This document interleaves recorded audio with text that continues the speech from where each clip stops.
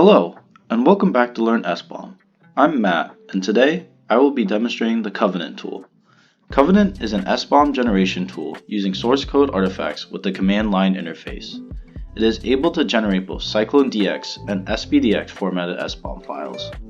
Covenant can also make HTML reports for its SBOM files, as well as perform compliance checks on these files. In order to use Covenant on a project, the project has to have been built and all dependencies need to be restored to make an accurate analysis of the source code. Covenant supports .NET 5, .NET 6, .NET Core, and NPM. To install the tool, you can run the following command: .NET tool install Covenant. As you can see, Covenant was successfully installed with version 0.13. We can double check this by also running the following command: .NET Covenant --version. Here you can see it once again outputs the version. We are able to see all possible commands with the tool using the following flag: .NET Covenant -h or --help. Now that Covenant is installed, we can generate our first Covenant SBOM file. For this portion of the demo, I have created a simple Hello World program in C++ with two projects and some example dependencies. I also needed to create a package.json file using npm init in the command line for this project to showcase Covenant. I will use the following command to generate the SBOM file: .NET Covenant generate.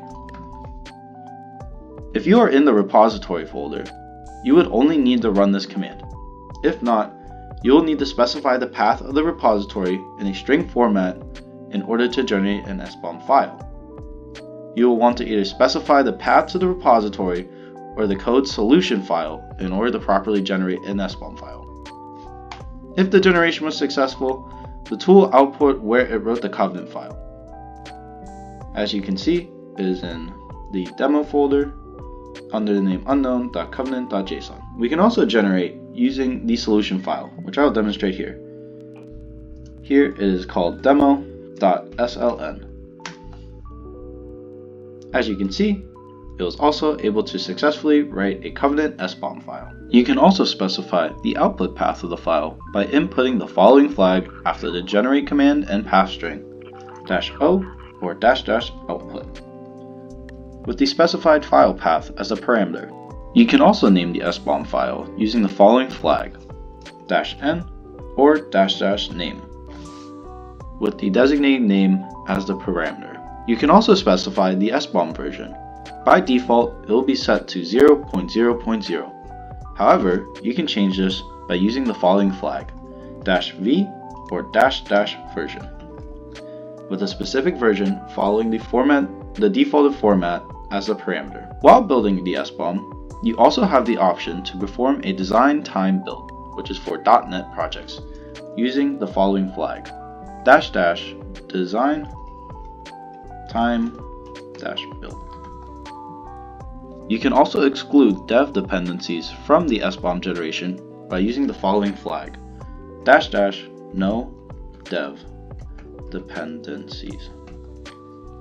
If the command was unsuccessful, an error message will pop up containing a message of the errors, the severity of them, and the context of them. With Covenant, we can use this newly generated Covenant SBOM file and create an HTML report for it, which is an HTML file of the information gathered in the SBOM. For the rest of this demo, I have switched over to an example project found on GitHub. I have already created a covenant.json file for it. To create the HTML file, you'll need to run the following command: .NET Covenant report. You will also need to specify the path to the covenant.json file to create the report. For this example, this JSON file is example.covenant.json. By default, if the report is successful, an HTML file will be created in the current directory of the command prompt. If you would like to specify the output path of the HTML report, you can use the following flag: -o or --output. with the file path specified afterwards. When we open up the HTML file, we can see a summary of the Covenant SBOM, including its components, dependencies, licenses, unknown licenses, and unlicensed components. Specifics about each category are also specified below the summary. Alone, you cannot do much with these Covenant SBOM files. However, the tool allows you to convert these files into external SPDX or CycloneDX files. This can be done with the following command: .NET covenant convert. We need to specify what format we would like by typing in SPDX or CycloneDX. For this demo, I will be converting my Covenant SBOM file to SPDX. Once you decide the format of your SBOM file, we must specify the covenant.json file we want to convert. We will need to specify the path to this file as an argument for this command. Otherwise, Covenant will not know what file to convert.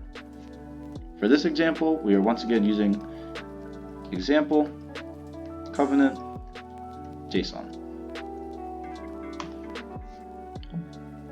If the file path is correct and the conversion was successful, the tool will output that it wrote the SBOM to a specific path, which should be where the current directory of your command prompt is at. If you want to specify the output path of the SBOM file, you could use the following flag: -o or --output, and specify the path where you want the file to end up. For SPDX file conversion, you can also change the namespace by using this flag, --namespace, with the desired namespace as the argument. When I open up the SPDX file, you're able to see that Covenant was able to generate an SBOM formatted file for our project. The last command that can be used with Covenant is the check command, which is used to run compliance checks on a generated Covenant SBOM file. To run this command, you will need to enter this into the command prompt: .NET covenant check, with the specified path to the Covenant SBOM file as the parameter. Here, I will simply just be trying to check our example Covenant JSON file.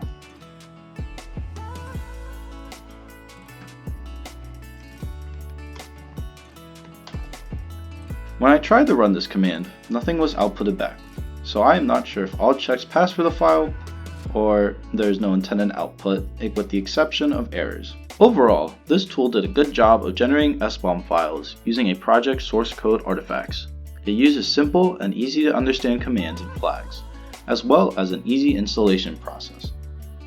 I will emphasize, however, once again, that this tool requires all projects to be built and to have all dependencies restored before it can properly function. If these steps are not taken, then Covenant will not be able to work as intended. This tool is also pretty early in its development, so hopefully more features and usages of the tool are to come. Thank you so much for watching. If you have any questions, comments, or concerns, feel free to reach out and contact us at LearnSBOM.com. Thank you for checking out this video. If you really liked it, be sure to check out our other videos right here, and then you can also subscribe right up top here. And again, thank you. Bye-bye.